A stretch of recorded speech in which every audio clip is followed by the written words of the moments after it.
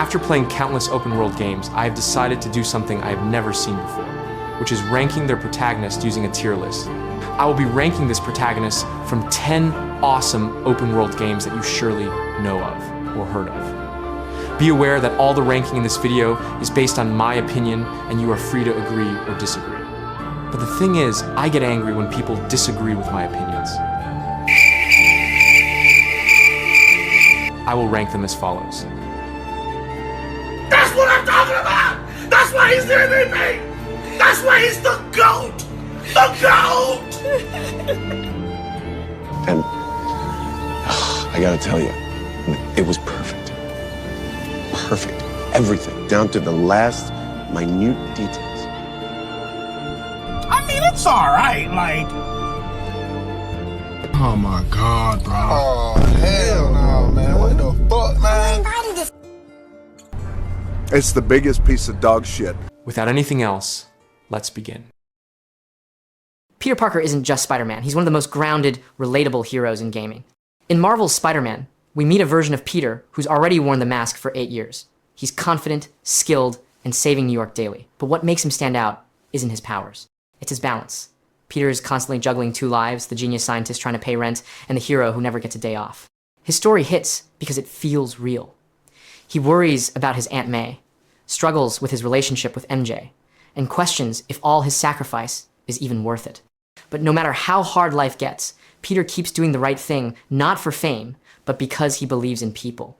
Moments like his heartbreaking final scene with Aunt May, or his decision to save the city instead of himself, define who he is. He's not perfect, but he always tries, and that's what makes him powerful. Peter Parker shows us that being a hero isn't about the suit or the powers. It's about never giving up on what's right, even when it costs you everything. That's why he's one of gaming's greatest and most human protagonists. What if we use it to cure someone right now? Then there won't be enough to cure the others. So where does that leave Peter Parker? Peter Parker is a good character. I will put him in the perfect tier. Ezio Auditore da Firenze isn't just a fan favorite. He's one of the most complete character arcs ever told in gaming. In Assassin's Creed 2, we meet Ezio as a carefree young noble, living a life of luxury and adventure in Renaissance Italy. But when his family is betrayed and executed, everything changes. That tragedy becomes the spark that transforms him from a reckless youth into a man with purpose, an assassin dedicated to justice and freedom. Across Assassin's Creed 2, Brotherhood, and Revelations, we watch Ezio grow. He matures from a vengeful son into a wise leader who understands that true power lies not in revenge, but in choice. He builds the Brotherhood, mentors new assassins, and carries the weight of leadership with calm strength. What makes Ezio truly remarkable is his humanity. He doubts, he questions, and he learns. He's not perfect, he's relatable. And when he finally steps away from the fight in Revelations, it feels earned, the end of a full, meaningful journey. Ezio's story is more than just about hidden blades and parkour. It's about growth, legacy, and the power of understanding who you are. When I was a young man, I had liberty, but I did not see it. I had time, but I did not know it. And I had love, but I did not feel it. In this case, there is only one place fit for Ezio, and that's the GOAT tier. On paper, he's layered. A former outlaw turned drifter, trying to stay alive in a world overrun by freakers. He's got tragedy, loyalty, and grit. But in practice, Deacon often feels inconsistent. One moment he's mourning his wife with real emotion, and the next he's shouting at corpses in the woods like he forgot he's in a stealth mission. His dialogue swings between heartfelt and awkward, and his motivations can get muddy. Is he fighting for love, revenge, or just because the plot says so? The game never fully decides. Even as the story deepens, Deacon doesn't really grow. He just keeps riding, talking to himself, and complaining about everyone else. It's not that he's bad, he just never stands out. In a world full of unforgettable characters like Arthur Morgan or Jin Sakai, Deacon feels more like the guy who could have been great if the writing gave him more to work with. Deacon will have to sit in the hell no tier. The young, ambitious hustler trying to rise above the streets of Los Santos. But compared to Michael and Trevor, Franklin ends up feeling undercooked. When we first meet him, Franklin's story is promising. He's tired of small-time scams, wants to make real money, and dreams of success beyond his neighborhood. He's the only one in GTA 5 with clear ambition, but after the first act, that ambition kind of vanishes. The game sidelines him. Instead of growing into a leader or changing through the chaos, Franklin becomes more of a middleman, stuck between Michael's midlife crisis and Trevor's insanity. He reacts to events instead of driving them, and his personal arc never hits as hard as it should. He's cool, composed, and smart, but also emotionally flat. We never get enough of who Franklin really is, beyond the guy trying to get paid. Even his big choices at the end feel like they belong to the player, not to him.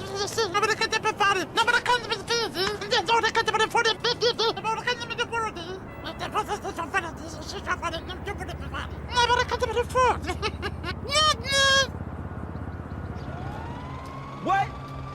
I believe that Franklin should also be in the same tier as Deacon St. John. Geralt of Rivia isn't just a monster hunter, he's one of gaming's most layered and enduring characters. In The Witcher 3, Wild Hunt, Geralt is introduced as a professional, a man who slays beasts for coin, guided by logic, not emotion. But as the story unfolds, we see the truth. Beneath the scars and the sarcasm is a man constantly wrestling with what it means to be human. Geralt lives in a world that fears him, yet depends on him. He's cursed to be emotionless, but he cares deeply about Ciri, his adopted daughter, Yennefer, his impossible love, and the innocent people caught in a world of war and monsters. His choices, whether merciful or ruthless, shape not just his story, but the moral tone of the entire world around him. What makes Geralt brilliant is his duality. He's both detached and deeply empathetic, both killer and protector. His dry wit hides exhaustion. His strength hides doubt. And through every contract and every heartbreak, he keeps moving forward not because he must, but because it's right. Geralt of Rivia is more than a witcher. He's a mirror of humanity's struggle to stay good in a broken world. Geralt is a great character, and he should be in the same spot as Peter Parker. Let's start with the good. Aloy's backstory is powerful, an outcast raised without a family, fighting to find out who she is in a world ruled by machines. Her determination, intelligence, and independence make her instantly likable. She's skilled, confident, and constantly curious about the world around her. But here's where things get mid. Aloy's personality rarely changes, no matter what happens. She's always serious, always right, and often emotionally distant. That makes her feel more like a symbol of strength than a fully human character. Even when she's surrounded by friends or allies, the emotional spark, the vulnerability that makes players connect, doesn't always come through. Her story is fascinating, but she sometimes feels overshadowed by the lore, the world building, and the machines she's fighting. It's like the world of Horizon has more life than Aloy herself. Aloy is a great hero on paper, brave, smart, unstoppable. But she misses that messy human side that makes a character truly unforgettable. Aloy is not anything special, just meh, and this should land her in the alright tier. Sam Porter Bridges from Death Stranding isn't a bad character. Don't get me wrong, Norman Reedus did an incredible job bringing him to life. Sam's quiet, stoic nature fits the tone of Kojima's world perfectly. He's a lonely delivery man in a broken America, reconnecting isolated cities, one package at a time. It's poetic, it's symbolic, it means something. But here's the thing, Sam himself doesn't always feel like the driving force of his own story. Most of the emotional depth comes from the world around him, the mysterious BB, fragile connections, and Kojima's cinematic storytelling. Sam, meanwhile, often reacts more than he acts. His personality is muted by design, he's isolated, emotionally distant, and constantly told what to do by holograms.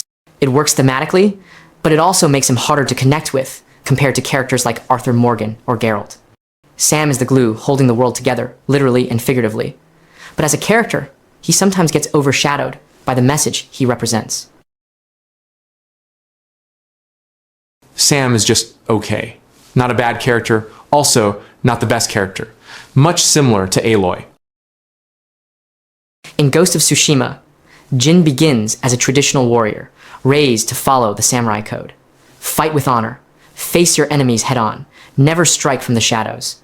But when the Mongols invade Tsushima, that code starts to break. To save his people, Jin is forced to become something new, the Ghost. What makes Jin such a powerful protagonist is that his story isn't about victory, it's about identity. Every choice he makes challenges who he was taught to be. He learns that sometimes saving lives means sacrificing honor, and that heroism isn't always clean or noble. Through his relationships with his uncle Shimura, who represents the old ways, and with allies like Yuna, who teaches him to fight dirty to survive, Jin evolves from a loyal samurai into a protector of the people. By the end, Jin isn't the man he started as. He's something greater and lonelier, a legend born from sacrifice. Jin Sakai's journey reminds us that doing what's right often means defying what's expected. That's what makes him one of gaming's most complex and unforgettable heroes. Jin Sakai is an awesome character, a good portrayal of a samurai. I place him in perfect tier. Let's be honest, the Tarnished has no real personality. No voice, no emotions, no reactions. They could defeat gods, burn down the world, and still look like they're trying to remember what button dodges. That's not entirely their fault. Elden Ring is designed around player freedom, not storytelling, but it means the main character is more of an empty vessel than an actual person. There's no growth, no real arc, no defining moments of self. NPCs talk at the Tarnished, not with them, and we're left projecting our own meaning onto a silent face covered in armor. You can become Elden Lord, Lord of Frenzied Flame, or even Ranni's consort. Yet none of those endings feel personal, because the Tarnished never shows who they are. Sure, they're strong, mysterious, and endlessly customizable, but that's the problem. They're everyone and no one at the same time. The world of Elden Ring is rich, emotional, and unforgettable, but its hero, just another blank slate wandering through it.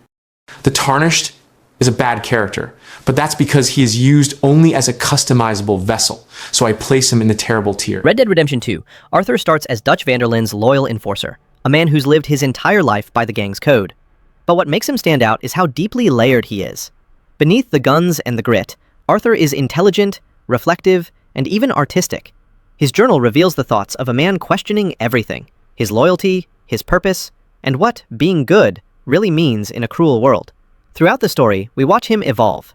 His relationship with Mary Linton shows the life he could have had. His bond with John Marston proves his growth, from rivalry to brotherhood. And when Arthur learns he's dying from tuberculosis, he finds a kind of peace that no gun could ever give him. He spends his final days helping those in need, protecting John's family, and trying to make things right, even if it's too late for him. Arthur Morgan's story is a tragedy, but it's also a redemption arc done perfectly. He doesn't just die a better man, he shows players what it means to become one. Arthur Morgan is one of the goated characters in open world games, and without doubt, I place him next to Ezio.